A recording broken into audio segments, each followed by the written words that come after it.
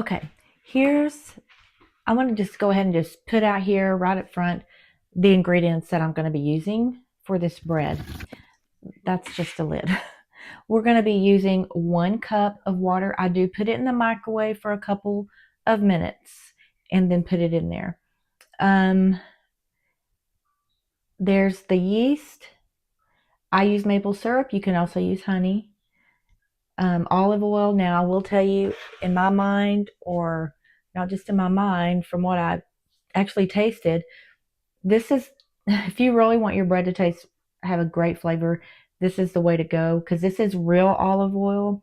If you get, just kind of the store, I mean, you can do whatever you're able to do, but it has no taste, and that's because it's really not real. But this is the one I use. I'm going to use salt. That's the salt I use. 1 egg. And this is my wheat berries, which, is flour basically. So I'm going to be milling this in just a bit, but, and I'm going to put this on the screen too, so you'll know.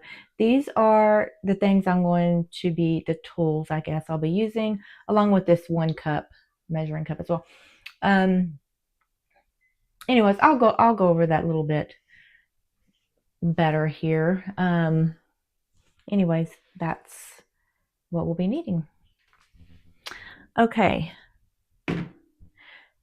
So here's the meal that I have, and I'm going to be linking all of this in the description box. I'm not sponsored for anything, and if you just look at my channel, you'll know there's no way I'm sponsoring anything.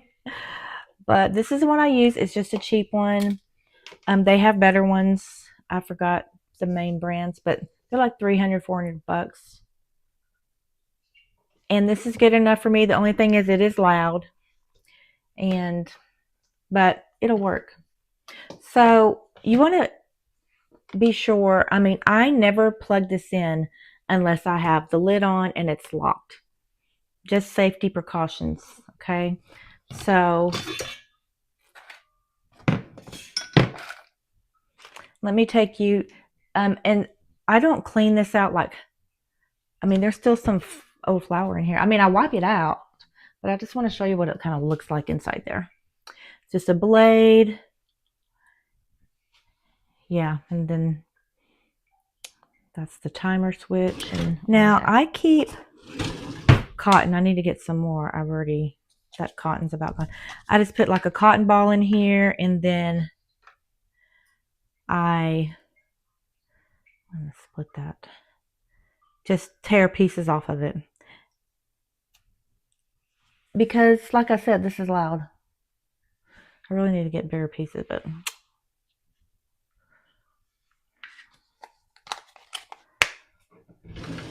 now I need to look this up because I already forgot. But hang on, let me get something. Now, I do have a recipe book from Sue Becker, which is where I heard about this flour and everything, or milling your flour, the benefits. Please look that up because it is extremely beneficial for you. That recipe works great when you're just going to, let the dough rise and then all of that, do it that way, and then, maneuver it with your hands or whatever. It does not, at least I don't think, work good in a bread machine. It just doesn't. Because what happens is the bread rises like way above and then sinks. So I thought, I'm going to try the bread machine's recipe. Where'd I do it that? Which it comes with, its book, it has different recipes. So I tried that. And I didn't like it. It was way too dense, and I don't like bread like that. So I had to come up with my own concoction, if you will. And it's really not, it's just a little tweaking, basically. So I basically kind of go off this basic bread recipe using some of the measurements from Sue Becker's thing. I'm going to put that on there. And that is the perfect recipe, I think, that makes it turn out still fluffy, moist, all of those things. And I'm able to use a bread machine, so that just cuts off time. Okay, so I just wanted to state that real quick. Okay, for this particular recipe, I need 3.5 cups of flour. So because when you mill this, it does increase it. Okay, so I guess, I don't know why, I guess because it's fluffy. So in order for me to get 3.5 cups of flour, I need to put 2 1/3 cups of wheat berries in here. And that actually increases to 3.5. It's like, I can't remember how it works. It's like per cup, you get an extra half a cup. So if I put a cup in here, it turns into an extra half cup. I think I'd have to work that out, and I don't want to do that right now. Just know that 2 1/3 cups will give me 3.5 cups of flour.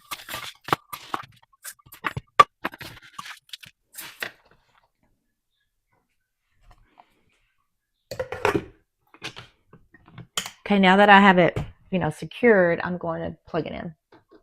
Now, what I do is I turn it to 2 minutes and then let it come off a little bit. Let it set, not terribly long, just because these things get hot. Okay, these get hot. So I'm going to, after I do it 2 minutes, I don't even know if I'm looking at the camera, but then I'm going to do it 2 minutes again, and that'll get it the consistency that I want. So that's good. And I actually meant to say 1.5. Let me make sure. Actually, it may be 1. I'm trying to look at this because there's 2.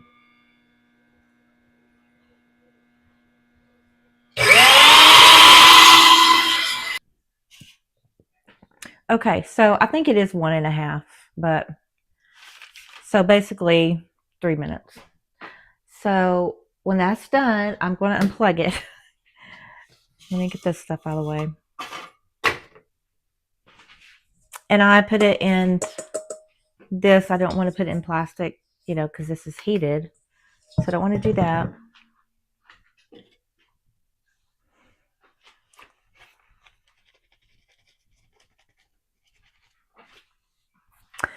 Now, I like to use this basting brush, and it's a silicone. I just washed it, so I want it to be really dry. But this is how I kind of get it out of the bowl, or out of this thing. Well, just because of the consistency and all that. But, because it's kind of just in the lid. So I don't know. This just works well, and this also gets into the blade really well for me. So there's that.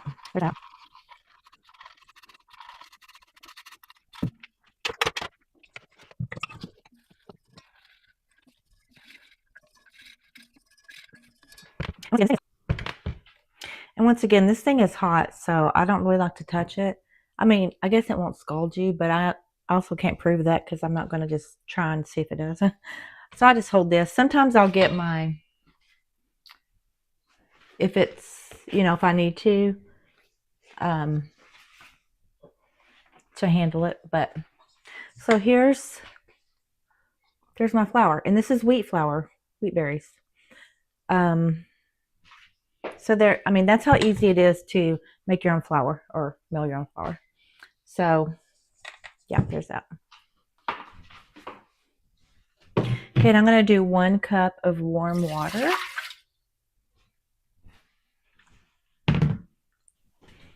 And then it's 1 1/8 teaspoon of salt. And then it's 1 egg.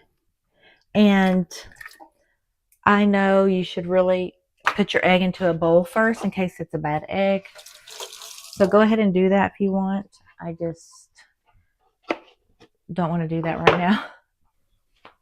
And then it's 1/3 cup of oil, olive oil. 1/4 cup of maple syrup. And then the 3.5 cups of flour. Fresh milled flour. Now I'm just doing it with this. I could dump this whole bowl in there, but I don't do that because sometimes it gets beside. It falls, in the side of that a little crevice right there. So I just... Now, Sue Becker's recipe calls for a whole tablespoon of yeast. I don't do the full tablespoon because that's for that first recipe, you know, that I was talking about, where you kind of knead the dough and stuff like that. For the bread machine yeast, it says, let me look. It says a half teaspoon. Well, that doesn't work either. So what I do, I get my tablespoon and I fill it about like that. I leave about that much room. So it's over half of this tablespoon, not quite to the top. Sometimes I may do a little bit more, and I actually think I'm going to put just a tad bit more, actually. I don't want the full tablespoon. Let me see. But I do want, yeah, about, that's what I'm going to do. So I'm going to put in there. Don't let it touch the water. Make sure it's, I like make a little crevice. Let me see if I can get this camera in here. I kind of make sure to make it into a little crevice of the thing, because it doesn't need to touch that liquid right now. At least that's my understanding. So, right or wrong, I don't know. So that's it. I'm going to close the lid, and I'm going to put it on the basic bread setting, which for me, I just got to click one. So you'll just find your basic bread setting and start that. And mine takes about, it shows, so 2 hours, 55 minutes. I don't know if you can see that. There you go. Yeah. So, yeah, I'll let you know what that looks like afterwards. Okay, I didn't have my mic on, so I don't know if I'm going to be showing it here or not. I haven't determined that. But I did go ahead and mill another 3.5 cups of flour, because what I do is I'll freeze it, so my next batch I can, there it is. I don't even have to worry about milling at that point. So just in case I don't show it, I'm going to show you here. I then put it in here again, and I'm putting this in the refrigerator so it can cool down, because I'm going to be putting it in a Ziploc bag, a freezer bag, and you don't want to put anything, you know, heated into plastic, so that plastic won't get into your food. So I'll let that cool down completely. Then I'll, like I said, put it in the Ziploc, put it in the freezer. It'll be there for me next time.